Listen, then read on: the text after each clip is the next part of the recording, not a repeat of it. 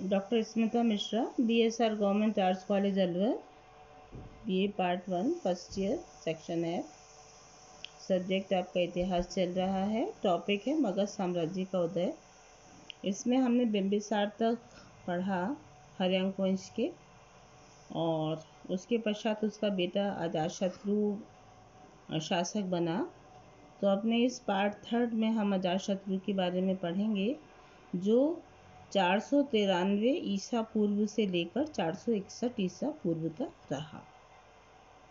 अब आता है कि ये जो बिंबिसार का पुत्र अजातशत्रु था, ये बहुत ही बड़ा साम्राज्यवादी था, और उसने राजा बनते ही अपने विस्तार की नीति को अपनाया।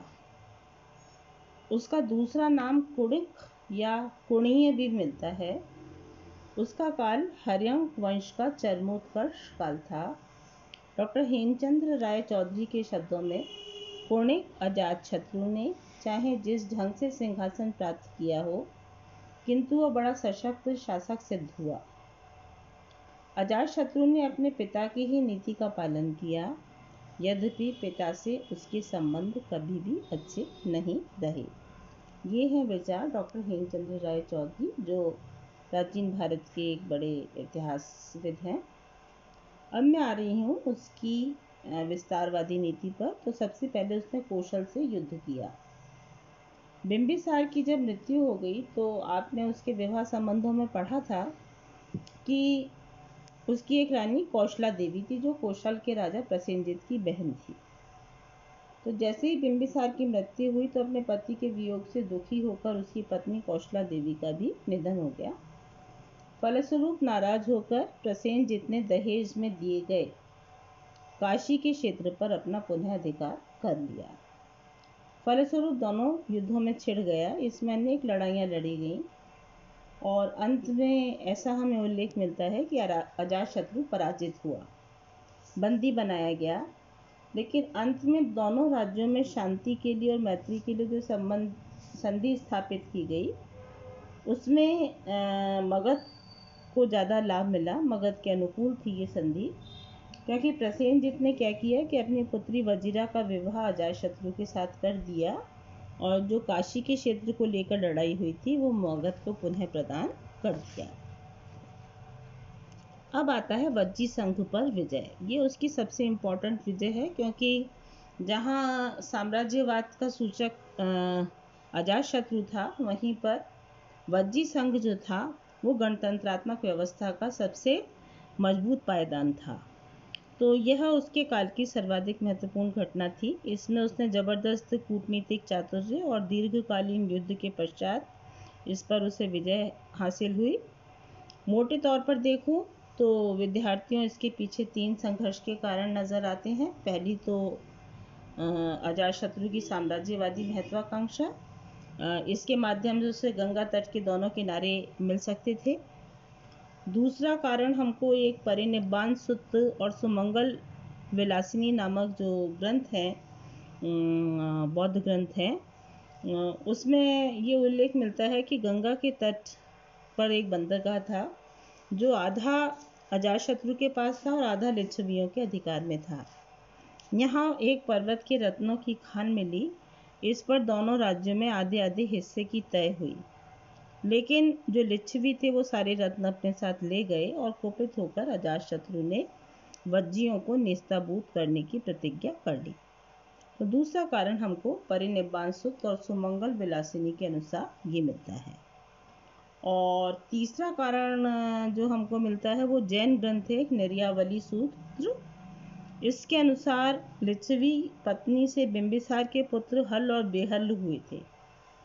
तो इन दोनों पुत्रों को बिंबिसार ने अपना प्रसिद्ध हाथी सेचगण या सेचानक अर्थात अभिषेक करने वाला और 18 लड़ियों का हीरों का हार उपहार में दिया था। अजातशत्रु के राजा बनने पर उसकी पत्नी पद्मावती ने उससे उपरोक्त दोनों चीज़ों की मांग की। दोनों भाई अजातशत्रु की ये चीज़ें देने के बजाय अपने नाना चेटक के पास, लिच्छवियों के पास भाग गए, और अंत में अजातशत्रु ने वैशाली पर आक्रमण कर दिया। तो ये 3 प्रमुख कारण हमको विभिन्न उस समय के जो मटेरियल है, सोर्स मटेरियल है, उसके माध्यम से पढ़ने को मिलते हैं। लेकिन वज्जी संघ बहुत शक्तिशाली गणतंत्रों में से था, तो इसीलिए प्रसेनजित भी अजातशत्रु भी ये जानता था कि सामदान दंड भेद के बिना उसकी दाल नहीं गल सकेगी।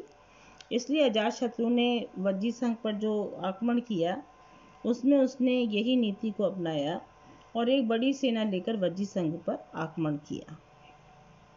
इस युद्ध में जैन ग्रंथ भगवती सूत्र के अनुसार 2 नए किस्म के युद्ध यंत्रों का प्रयोग किया गया। महाशिलाकंटक, पत्थर फेंकने वाला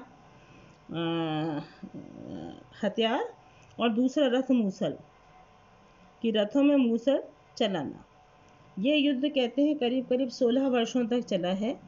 जैन ग्रंथों के अनुसार इसमें अपनी कुटिल कूटनीति के द्वारा उसने लिच्छवियों को बुरी तरह पराजित किया और शासक चेटक ने, जो लिच्छवियों का राजा था चेटक, उसने कुएं में कूदकर आत्महत्या कर ली। अब लिच्छवियों का पतन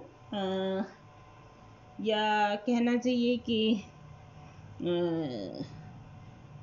वज्जियों का जो पतन था उसके बाद एक तरह से अजातशत्रु का रास्ता साफ हो गया और उसने वैशाली पर अधिकार कर लिया।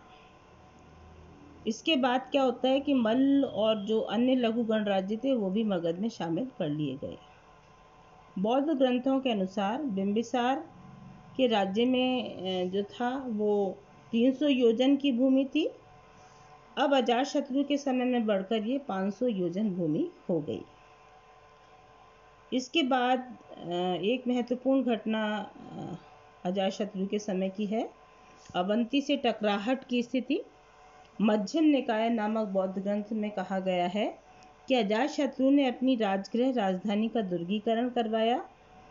प्रद्योत पर उसे आक्रमण की आशंका थी कि प्रद्योत उस पर आक्रमण कर सकता है, लेकिन ये टकराहट नहीं हुई उनके समय में। लेकिन उसने जो फोर्ट बनाने का है उसका उसने दुर्गीकरण करवाया। अब ये तो उसकी हुई एक साम्राज्यवादी नीति, जिसके माध्यम से उसने अपने साम्राज्य को 500 योजन तक कर लिया। इसके बाद साम्राज्यवादी ही नहीं था केवल अजातशत्रु, उसने धर्म और कला के प्रति भी अपनी रुचि दिखाई, जैसा एक कुशल शासक में होता है। जैसे अजातशत्रु जैन धर्म से शुरू में काफ़ी प्रभावित था, लेकिन बाद में वो बौद्ध धर्मावलंबी हो गया था। अजातशत्रु के राज्यकाल में ही महात्मा बुद्ध का परिनिर्वाण हुआ था। बुद्ध के अवशेषों को प्राप्त कर उसने एक स्तूप बनवाया। महावंश ग्रंथ के अनुसार अजातशत्रु ने अपनी राजधानी के चतुर्दिक धातु चैत्यों का निर्माण कराया और 18 बौद्ध महाविहारों का भी जीर्णोद्धार करवाया। बुद्ध के महापरिनिर्वाण के पश्चात उनकी शिक्षाओं में व्यवस्थित करने के लिए अजातशत्रु के तत्वावधान में राजगृह की सप्तपर्णी गुफा में प्रथम बौद्ध संगीति का आयोजन किया गया, जिसमें 500 भिक्षुकों व स्थविरों ने भाग लिया। इस संगीति में बुद्ध की शिक्षकों को 2 पिटकों में सूत्र पिटक और विनय पिटक में संकलित किया। पिटक माने होता है पिटारी। तो ये एक पहली उनकी एक आम सभा थी जिसे संगीति कहा जाता था। ऐसी 4 सभाएं होती हैं बौद्ध धर्म की हिंदुस्तान में, जो कनिष्क के काल तक चलती हैं। तो सबसे पहली जो बौद्ध संगीति है उसका जो अधिवेशन हुआ था वो अजातशत्रु के समय में हुआ था। इसने करीब 32 वर्षों तक शासन किया। तो हर्यंक वंश की हम लोग बात कर रहे थे। यहाँ पर हमारा अजातशत्रु का काल खत्म होता है। इसके बाद छोटे छोटे से राजा बचते हैं, उदयन या उदयभद्र और कुछ और राजा, जिनके बारे में मैं संक्षेप में आपको बता रही हूँ। ये करीब 461 ईसा पूर्व से लेकर 445 ईसा पूर्व तक रहे। अजातशत्रु के बाद उदयी या उदयभद्र शासक बना। उसके काल की सबसे बड़ी जो महत्वपूर्ण घटना थी वो ये थी कि गंगा के तट पर मगध की नई राजधानी पाटलिपुत्र का निर्माण कराया गया। उदयन ने अजातशत्रु द्वारा पाटलिग्राम में बनवाए गए दुर्ग को एक विस्तृत नगर का रूप प्रदान किया, उसे मगध की राजधानी बना दिया। पाटलिपुत्र नगर के अनेक व्यापारिक एवं सामरिक लाभ थे। इस समय तक वत्स राज्य को अवंती के राजा पालक ने अपने राज्य में मिला लिया था, लेकिन दोनों राज्यों में निर्णायक युद्ध नहीं हो सका। उदाई या उद्रभद्र के शब्द के लिए मैं देखूं तो ये जैन धर्म का अनुयायी था। उदयन के बाद 445 ईसा पूर्व से लेकर 412 ईसा पूर्व तक हर्यंक वंश, उदयन जो था वो 445 ईसा पूर्व से 412 ईसा पूर्व तक रहा और उसके पश्चात हर्यंक वंश का पतन हुआ। तो ये सबसे पहला जो मगध साम्राज्य के उत्कर्ष का प्रथम चरण है वो यहाँ समाप्त होता है। और आपका जो असाइनमेंट है या होमवर्क है इस पर, वो मैं यहाँ पर अजातशत्रु पर ही दे रही हूँ कि हर्यंक वंश में अजातशत्रु की उपलब्धियों का विवरण दीजिए।